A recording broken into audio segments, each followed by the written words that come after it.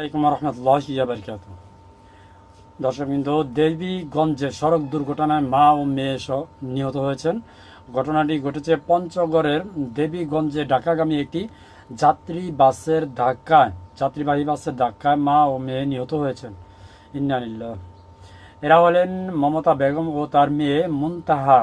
একই ঘটনায় গুরুতর আহত হয়েছে আরেক মেয়ে মুবাশশিরা।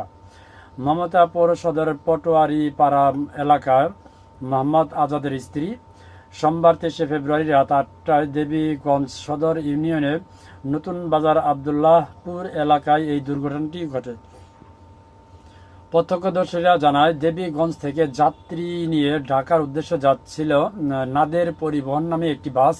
এ সময় উপজেলার সোনাহার ইউনিয়নের বাবার বাড়ি থেকে মোটরসাইকেলে ফিরছিলেন মমতা বেগম ও তার যমজ দুই মেয়ে মুনতাহান ও মুবাশশিরা।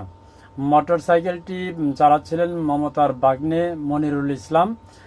তারা নতুন বান্দর আবদুল্লাপুর এলাকায় পৌঁছালে ঢাকাগামী বাসটি মোটরসাইকেলকে ধাক্কা দেয়।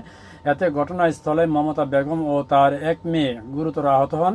স্থানীয়রা তাদের উদ্ধার করে দেবীগঞ্জ উপজেলা স্বাস্থ্য কমপ্লেক্সে নিয়ে যাওয়ার পরে চিকিৎসক তাদেরকে দুজনকে মৃত ঘোষণা করেন। আর মুবাশশিরা ও মোটরসাইকেল চালককে প্রাথমিক চিকিৎসা দেওয়া হয়। ঘটনার পর ঘাতক বাসটি সোনাহার বাজার এলাকার আটক করে স্থানীয়রা পুলিশে সোপর্দ করেন। তো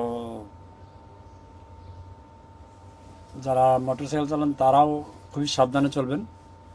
খবরটি প্রকাশিত হয়েছে বাংলাদেশ প্রতিদিনে।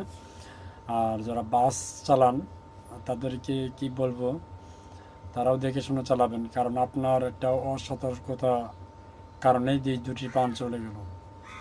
ভিডিওটি পারলে শেয়ার করে দেবেন। ধন্যবাদ। আসসালামু আলাইকুম।